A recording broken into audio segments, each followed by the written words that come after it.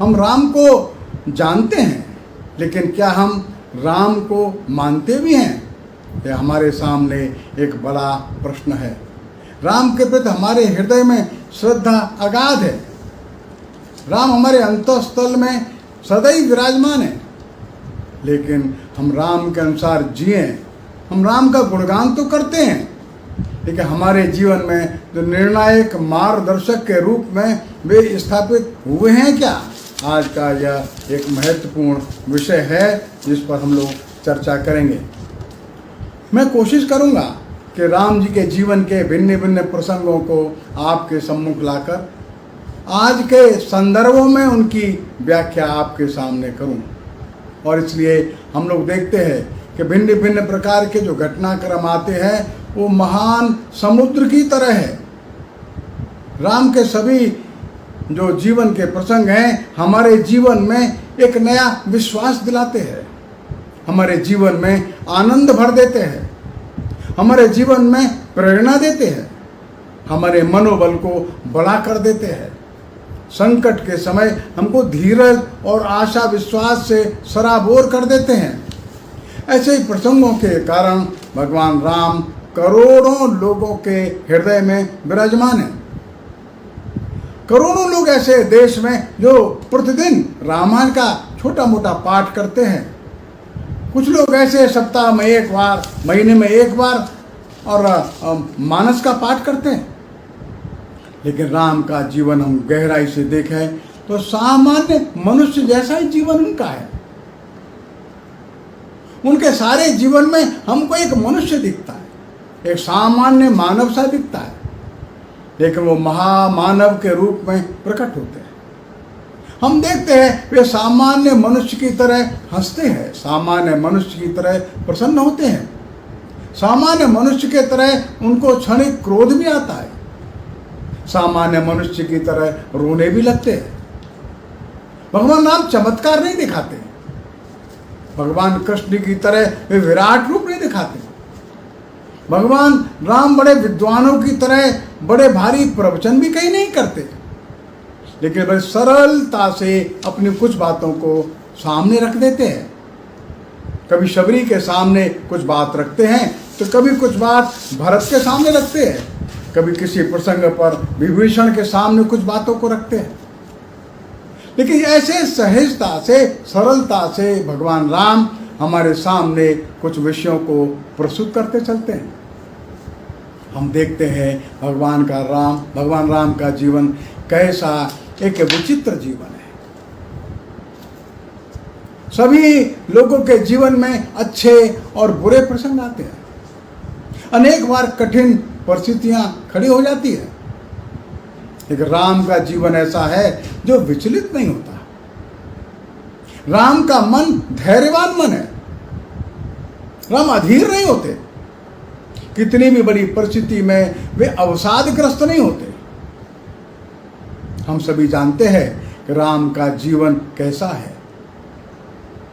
उनके पिता दशरथ उनको बुला करके कहते हैं, भाई तुम्हारा कल राज्याभिषेक करेंगे। राम आनंद में और मगन नहीं हो जाते। राम वैसे ही शांत रहते हैं। इतने बड़े साम्राज्य का महाराजा बन जाना ये तो आनंद की बात है, लेकिन राम अत्यंत आनंदित नहीं होते। लेकिन अगले ही दिन जब राम को यह बताया गया कि आपको 14 वर्ष के लिए वनवास में जाना है, तो राम दुखी नहीं होते, अवसाद में नहीं चले जाते। कैसा एक विचित्र जीवन है उनका। अब दूसरा उदाहरण देखिए तो ध्यान में आएगा, राजा दशरथ है। वे चक्रवर्ती सम्राट है। राम के राज्याभिषेक के प्रसंग को लेकर वे प्रसन्न हैं। उनको आनंद है कि उनका बड़ा बेटा कल और इस अयोध्या का सम्राट बन जाएगा। लेकिन परिस्थिति उलट जाती है। कई 2 वरदान मांग लेती है। 14 वर्ष का वनवास राम को दिया जाए ऐसा सुनकर दशरथ जो है वो परेशान हो जाते। दशरथ अवसाद में चले गए। दशरथ गिर पड़े, फिर उठ नहीं सके। जिसको कहते हैं एक डीप डिप्रेशन में चले गए। और धीरे धीरे हम देखते हैं कि वो कुछ नहीं करते, खाना पीना भी दशरथ का बंद हो गया। पुत्र को 14 वर्ष का वनवास, इस समाचार से दशरथ उठ नहीं सके। आज की भाषा में कहा जाए तो एकदम एक सुसाइडल एक टेंडेंसी बन गई मन के अंदर, और धीरे धीरे हम देखते हैं दशरथ कुछ दिन के अंदर ही प्राण छोड़ देते हैं। तो दशरथ का एक स्वभाव है, वे एक ऐसे झटके को नहीं सहन कर पाए, वो ऐसी घटना को सहन करने के लिए अपना मानस नहीं बना सके। दूसरे राम का मन है, राम को भी यही समाचार मिला है, ये तो उनको स्वयं जाना है। अभी कुछ दिनों पूर्व उनका विवाह हुआ है और कल सायंकाल उनको राज्याभिषेक का समाचार मिला है। राम राज्याभिषेक और 14 वर्ष का वनवास, इन दोनों ही समाचारों में वो स्थित प्रज्ञ है। राज्याभिषेक के समाचार से वे आनंदातिरेक नहीं पाते, और वनवास का समाचार सुन करके वे और अवसादग्रस्त नहीं होते। और ऐसे किसी भी कठिन परिस्थिति में राम जो है सामान्य रहते हैं, राम जो है वो शोक में नहीं डूब जाते।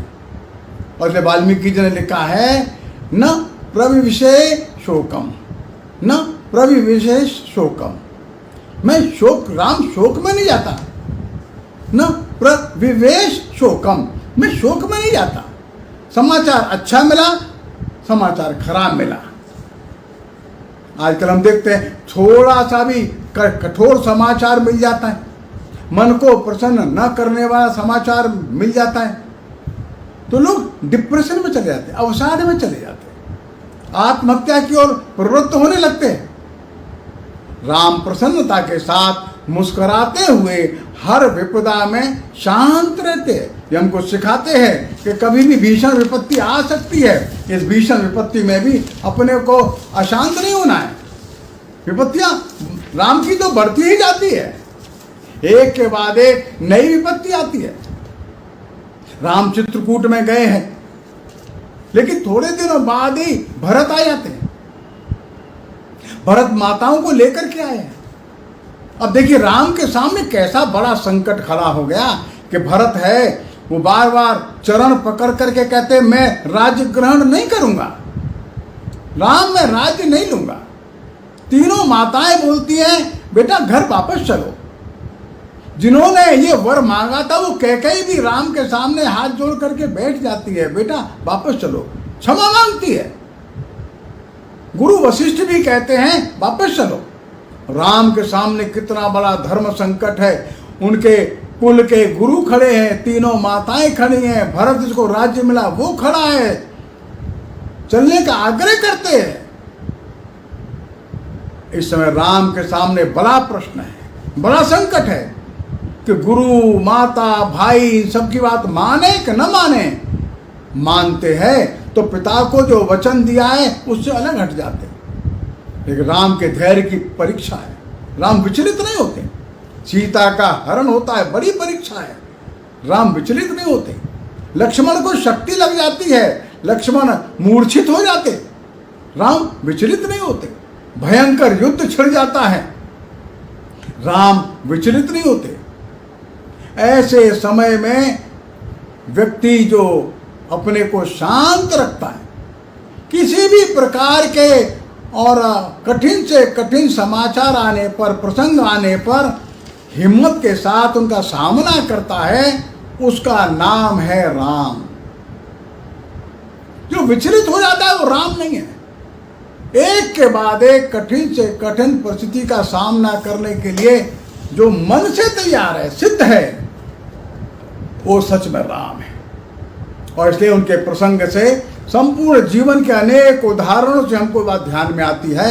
कठोर से कठोर परिस्थितियां आने पर भी अपने को विचलित नहीं होना, हिम्मत के साथ उसमें से मार्ग निकालना।